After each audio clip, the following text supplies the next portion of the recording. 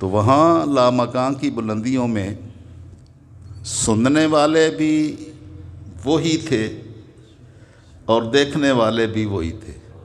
نہ وہاں کا کلام کسی اور نے سنا، نہ وہاں کسی نے دیکھا۔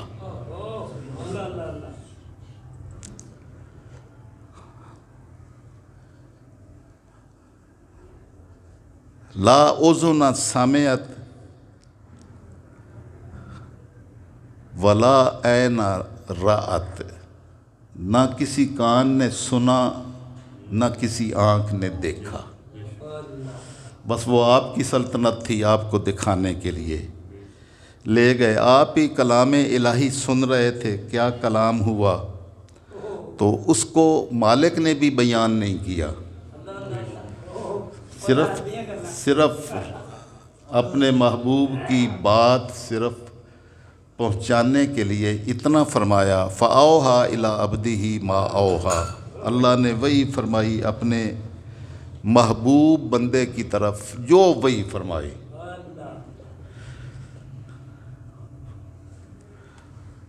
اس کو بیان نہیں کیا گیا، وہ راز و نیاز کی باتیں تھیں، وہ اللہ جانتا ہے یا اللہ کا رسول جاننے والا جانتا ہے۔ اور دوسرا اسی انہ سمیع البصیر کا معنی ہے کہ لامکان کی رفتوں میں ہم میں سے کسی نے بھی، انسانوں میں سے بھی کسی نے نہیں اور ملائکہ میں سے بھی کسی نے آپ صلی اللہ تعالی وسلم کا کلام نہیں سنا، اور کسی نورانی مخلوق میں یا انسانی مخلوق میں سے کسی نے آپ کو اس حال میں دیکھا بھی نہیں ہے۔ نہ آپ کا کلام سنا، نہ آپ کو کسی نے دیکھا۔ اس مقام پر اگر دیکھا تو ذات رب ذوالجلال نے اپنے مصطفیٰ کو دیکھا، اور ان کا کلام اگر سنا تو ذات رب ذوالجلال نے اپنے محبوب کا کلام سنا۔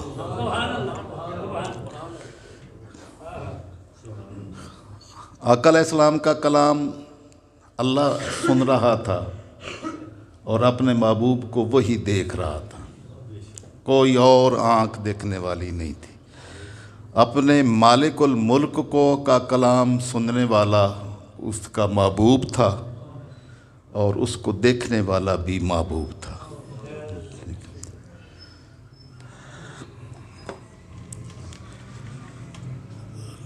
یہ جو احادیث مبارکہ کی مختلف کتب میں اس واقعہ کا بیان ہوا، وہ آپ نے کئی مرتبہ سنا۔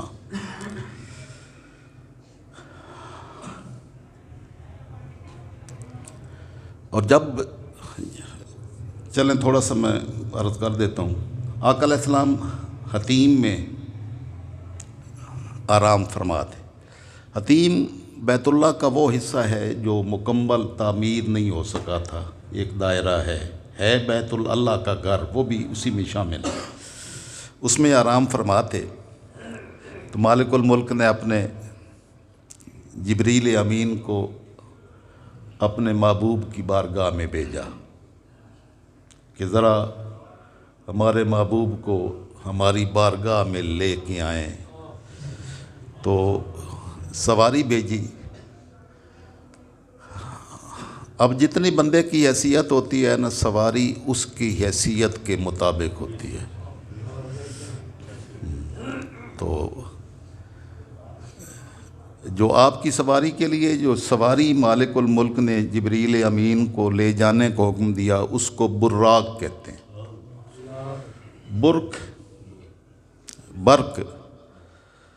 برق بجلی کو کہتے ہیں۔ تو بجلی کی سرعت وہاں ہاتھ باندھے کھڑی ہے جہاں میرے محبوب کی سواری چلتی ہے، اس کی رفتار کیا ہے، وہ برق اور بجلی بھی وہاں پر ماند پڑ جاتی ہے، براق ہے۔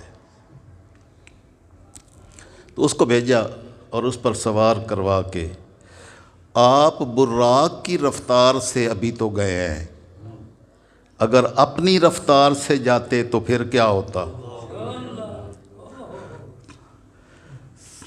جب سوار سواری پہ بیٹھتا ہے تو اس کی اپنی رفتار ہوتی ہے یا سواری کی ہوتی ہے؟ جتنی رفتار سے سواری چل سکتی ہوگی اتنی رفتار سے چلنا ہوگا۔ تو آقا علیہ السلام اپنی رفتار سے نہیں گئے، سواری کی رفتار سے گئے۔ اور اگر آپ اپنی رفتار سے جاتے تو میں صرف جھلک ایک دے دیتا ہوں کہ آقا علیہ السلام اس سفر معراج میں جب بیت المقدس پہنچنے لگے تو وہاں سیدنا موسیٰ علیہ السلام کی قبر مبارک تھی۔ تو سیدنا موسیٰ علیہ السلام اپنی قبر مبارک میں آقا علیہ السلام کے استقبال کے لیے کھڑے تھے۔ تو آقا علیہ السلام نے فرمایا وَمَرَرْتُ بِقَبْرِ مُوسَىٰ وَهُوَ قَائِمٌ يُصَلِّي فِي قَبْرِهِ، میں موسیٰ علیہ السلام کی قبر کے پاس سے گزرا اور وہ اپنی قبر میں مجھ پر درود پڑھ رہے تھے۔ تو آپ مسجد نبی شریف میں پہنچے، مسجد اقصیٰ میں پہنچے تو مسجد اقصیٰ میں آپ نے امامت کروائی، سارے انبیاء کرام آپ کی امامت میں نماز میں شریک ہوئے۔ تو قبر میں بھی تھے اور اس نماز میں بھی شریک تھے موسیٰ علیہ السلام، ابراہیم علیہ السلام بھی تھے، سارے انبیاء کرام تھے۔ اور جب آپ نے وہاں سے آگے سفر معراج شروع کیا آسمانوں کی طرف، تو راستے میں سارے نبی ادھر بھی ملے۔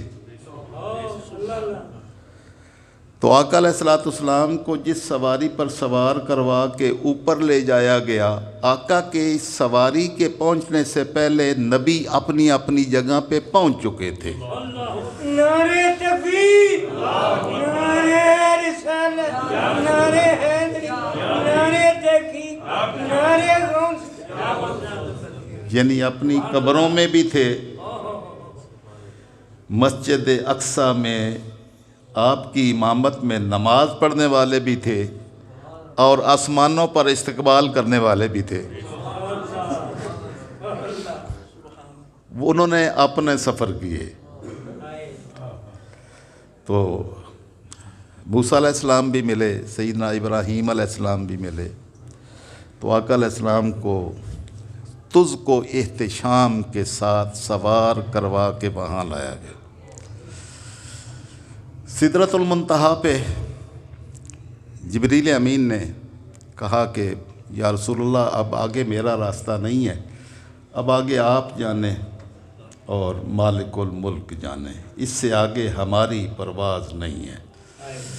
تو لامکان کی رفتوں میں اللہ نے اپنے محبوب کو بلایا، تو وہاں پتہ نہیں کتنے اربوں سال گزرے، اللہ نے اپنے محبوب کو اپنی بارگاہ میں تو لِنُرِيَهُ مِنْ آیَاتِنَا فرمایا ہے، ہم نے اپنی نشانیاں دکھائی ہیں۔ تو ان نشانیوں کو دکھانے میں کتنا وقت لگا ہوگا، تو اس کی تو کوئی حد ہی کوئی نہیں ہے۔ وہ لامکان کی عظمتوں، رفتوں، ان کے فاصلوں، ان کی وسعتوں کا کوئی اندازہ تصور بھی نہیں کر سکتا۔ لیکن مالک الملک نے وہاں سے جب آپ کو وہاں سے بلا کے اپنی بارگاہ میں پہنچایا، تو مالک نے فرمایا بیما اشرفک یا محمد، اے میرے محبوب محمد صلی اللہ تعالی وسلم، آپ کو کس نام سے پکاروں؟ تو آپ نے اپنے مالک کی بارگاہ میں عرض کی بنسبتی الیک بالعبودیت، مالک اپنا بندہ کہہ کے پکار۔ تو اللہ نے اپنا بندہ کہہ کے پکارا، سبحان الذی اسریٰ بعبدہ۔ تو ہم سارے بندے ہیں، بندہ ہونا اور ہوتا ہے اور اس کا بندہ ہونا اور ہوتا ہے۔ ہاں، عبد دیگر عبدہ چیز دیگر، عبد اور ہوتا ہے اور عبدہو اور ہوتا ہے۔ ما سراپا انتظار او منتظر، ہم جو بندے ہیں یہ ہم انتظار کرنے والے ہیں کب کرم نوازی ہوتی ہے مالک کی، منتظر ہوتے ہیں۔ اور عبدہو منتظر ہوتا ہے، جس کا انتظار کیا جاتا ہے کہ میرا محبوب کب آئے گا۔ عبدہو منتظر ہوتا ہے اور عبد اور ہوتا ہے، وہ منتظر ہوتا ہے، انتظار کرنے والا۔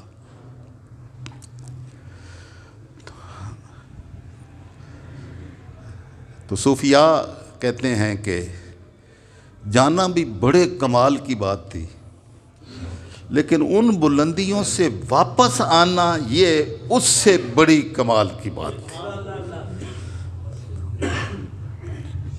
تو آپ کسی بلند مقام پہ پہنچ جائیں تو نیچے سطح پہ آنا بڑا مشکل ہوتا ہے۔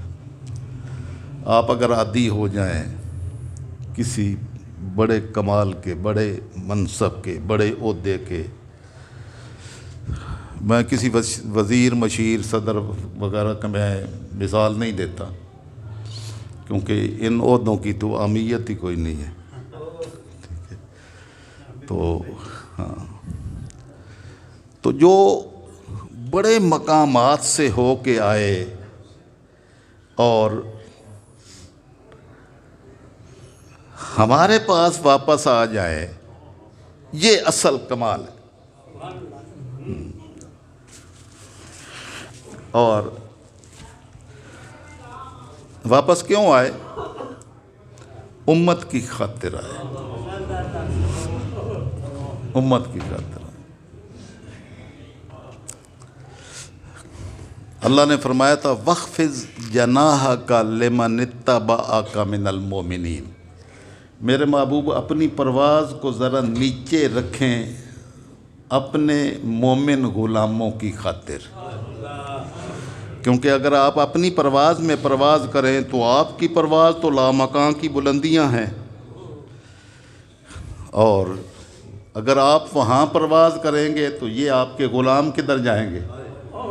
تو آپ اپنی پرواز کو نیچے رکھیں تاکہ بلال و سلیمان بھی آپ کی دیدار کی لذتوں سے آشنا ہو سکے۔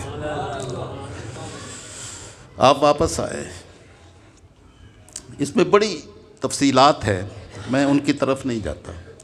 میں نے آج کی گفتگو بھی اسی پر اور اس سے آگے اس سے حاصل ہونے والے سبق پر کرنی ہے انشاءاللہ العزیز، اس کا کچھ حصہ بھی آپ بیان کریں گے۔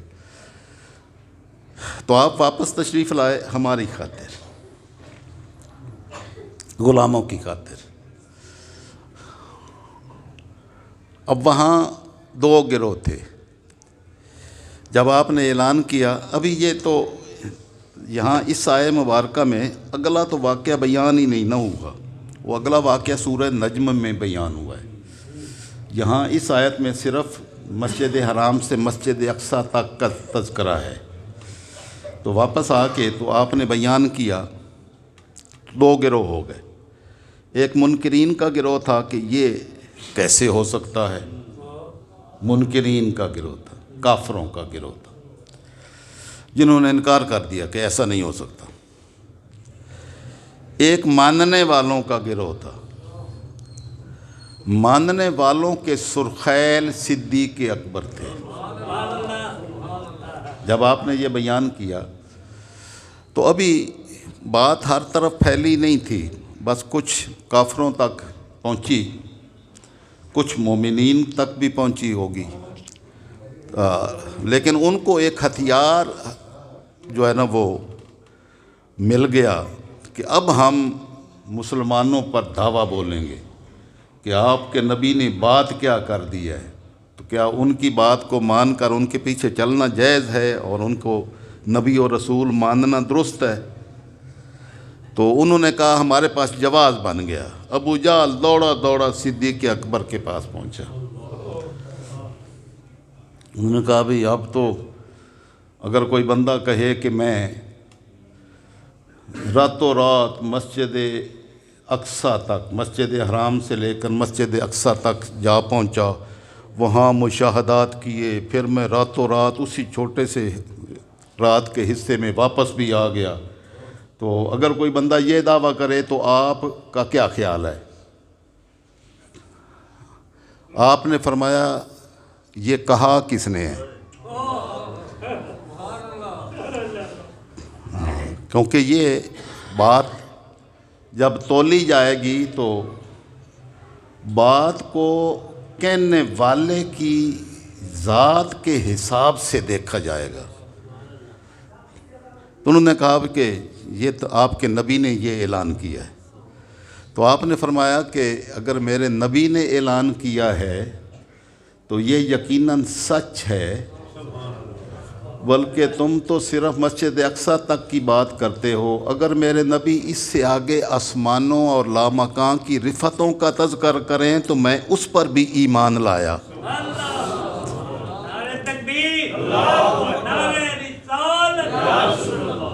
قربان جائیں صدیق اکبر تیرا رازدان نبوت ہونے کے مقام پر، کہ آپ نے صرف اس پر ایمان قبول نہیں کیا بلکہ آگے کی بات جو آقا علیہ السلام نے ابھی کی بھی نہیں تھی اس پر بھی ایمان لائے۔ تو اس وقت ایک نہ ماننے والے کافر تھے اور ایک ماننے والے مومن تھے۔ اب ایک اور گروہ پیدا ہوا آج کے دور میں، وہ نہ ماننے والے اور ماننے والے تو ہیں ہی صحیح، ایک وہ ماننے والے ہیں جو اس کا اقرار تو کرتے ہیں لیکن ایسی بھونڈی دلیلیں اور بھونڈے طریقے سے بیان کرتے ہیں کہ سارا حسن و کمال ہی ختم ہو جاتا ہے۔ تو وہ کہتے ہیں کہ یہ خواب کی بات تھی، خواب کی بات تھی۔ آپ کو خواب آتے ہیں؟ ساروں کو آتے ہیں۔ تو آپ سوئے ہوئے پتہ نہیں کہاں کسی کو اپنی بساط کے مطابق مدینہ طیبہ کی حاضری نصیب ہو رہی ہوتی ہے، کوئی امریکہ اور یورپ پہنچا ہوا ہوتا ہے، کتنے فاصلے ہیں۔ تو اگر کوئی ساتھ انگلی لگا کے جگا دے تو امریکہ میں پہنچا ہوا شخص 1 سیکنڈ میں واپس آ جاتا ہے۔ آتا ہے کہ نہیں؟ اس کا کبھی انکار کیا ہے؟ جب آپ خواب میں ہوتے ہیں تو آپ یہ جان رہے ہوتے ہیں کہ آپ خواب میں ہیں، اس کا حقیقت سے کوئی تعلق نہیں۔ خواب میں جب آپ پہنچے ہوئے ہوتے ہیں یا جو چیزیں دیکھ رہے ہوتے ہیں، جو چیزیں کھا رہے ہوتے ہیں، وہ حقیقت ہوتی ہے یا حقیقت کے بغیر کوئی شے ہوتی ہے؟ حقیقت ہوتی ہے، ایسا ہی ہے۔ اس کا مطلب ہے وہ حقیقت میں اتنی دور پہنچا ہوا تھا، 1 سیکنڈ کا 10واں حصہ بھی نہیں لگا ہے تو وہ سارا سفر طے کر کے واپس بھی آ گیا۔ تو تاجدار کائنات صلی اللہ تعالی وسلم اس سفر سے واپس ہوئے تو صدیق اکبر نے اقرار کیا تو آقا علیہ السلام نے فرمایا انت صدیق، تو بہت زیادہ سچ بولنے والا ہے۔ صدیق کا لقب نصیب ہوا۔ تو وہ دو، ایک انکار کرنے والا گروہ تھا، ایک اقرار کرنے والا تھا۔ اب گروہ پیدا ہوا ہے جنہوں نے معجزات کا ہی انکار کیا ہے۔ یہ سر سید احمد خان اور اس کے متبعین جو ہے یہ معجزات کا انکار کرنے والے لوگ ہیں، اور ایسی بھونڈی طریقے سے انکار کیا ہے کہ بس انسان دنگ رہ جاتا ہے کہ جب عقل ماری جائے، مت ماری جائے تو اتنے پڑھے لکھے لوگ بھی یوں بھٹک جاتے ہیں۔ یعنی ہدایت کا راستہ اللہ کی توفیق کے بغیر نصیب نہیں ہوتا۔ اللہ کی کرم نوازیاں ہوں تو صدیق کے راستے پر چل دے۔ صدیق نے یہ کہا کہ ہم نے آپ کو عقل کی بنیاد پر تو ماننا ہی نہیں ہے، ہم نے نہ اللہ کو دیکھا، آپ نے کہا اللہ ہے، ہم نے مان لیا، آپ کی زبان پر ہم نے اللہ کو مانا، آپ نے کہا قیامت آئے گی، ہم نے تو قیامت دیکھی ہی نہیں ہے، ہم نے مان لیا۔ آپ نے کہا یہ قرآن ہے، ہم نے تو قرآن اترتے یہ دیکھا ہی نہیں ہے، ہم نے آپ کی زبان پر مان لیا۔ آپ نے ارشاد جو ارشاد فرمایا ہم نے آپ کی زبان پر اعتماد کرتے ہوئے مانا۔ تو یہ اگر آپ نے کہا بھی میں مسجد اقصیٰ تک گیا، یہ تو معمولی بات ہے۔ ہمارے سامنے معیار یہ نہیں ہے کہ کوئی ہو سکتا ہے کہ نہیں، ہمارا تو معیار یہ ہے جو اللہ اور اس کا رسول فرمائے وہی سچ ہے۔ ہماری عقل مانے یا نہ مانے، سچ وہی ہے جو اللہ اور اس کے رسول کی زبان سے نکلے، نعرہ تکبیر، یہ ہمارا معیار ہے، نعرہ رسالت، نعرہ یہ معیار ایمان ہے۔ نعرہ تحقیق، نعرہ غوث۔ گویا صدیق اکبر رضی اللہ تعالیٰ عنہ نے امت کو، قیامت تک آنے والی امت کو، یعنی کسی سر سید کا محتاج نہیں کیا، بلکہ یہ پیغام دے دیا کہ ہمارے لیے معیار زبان مصطفیٰ ہے، جو آپ فرمائیں وہی سچ ہے۔ تو اب اس وقت کئیوں نے انکار کیا، کئیوں نے مانا۔ انکار کرنے والے کون تھے؟ کافر۔ ماننے والے کون تھے؟ صحابہ کرام مومنین۔ ٹھیک ہے۔ اب کافروں نے اب موجودہ دور میں مانا تو نہیں ہے، لیکن اس سے سیکھا ضرور ہے۔ تو انہوں نے سیکھ کر یہ حاصل کیا کہ بندہ مسجد حرام سے مسجد اقصیٰ تک تھوڑے سے وقت میں بھی فاصلہ طے کر سکتا ہے۔ آج شاید مسجد اقصیٰ تک مکہ مکرمہ سے فلائٹ گھنٹے ڈیڑھ گھنٹے کی ہوگی، تو رات کے وقت ہو تو گھنٹے ڈیڑھ گھنٹے میں۔ تو غیروں نے سبق سیکھے، اپنوں نے کفر کے فتوے لگائے۔ اس وقت ماننے والے صحابہ تھے، اب مسلمان کہلانے والے انکار کرنے والوں میں شامل ہیں، اور جو اس وقت انکار کرنے والے تھے آج وہ مان کر ترقی کرنے والے ہیں۔ آج کا مسلمان جو انکار کرتا تھا وہ اسی جہاز میں بیٹھ کر جو ہے نا وہ جدہ روانہ ہوتا ہے، اور 100 سال پہلے مفکر پاکستان نے فرمایا تھا، سبق ملا ہے یہ معراج مصطفیٰ سے، میرے معراج مصطفیٰ سے مجھے، کہ عالم بشریت کی زد میں ہے گردوں، کہ آقا علیہ السلام کی معراج سے یہ مجھے سبق ملا ہے کہ یہ زمین تو معمولی بات ہے، یہ آسمان عالم بشریت کے قدموں کے نیچے ہے۔ یہ 100 سال پہلے علامہ اقبال نے کہا تھا۔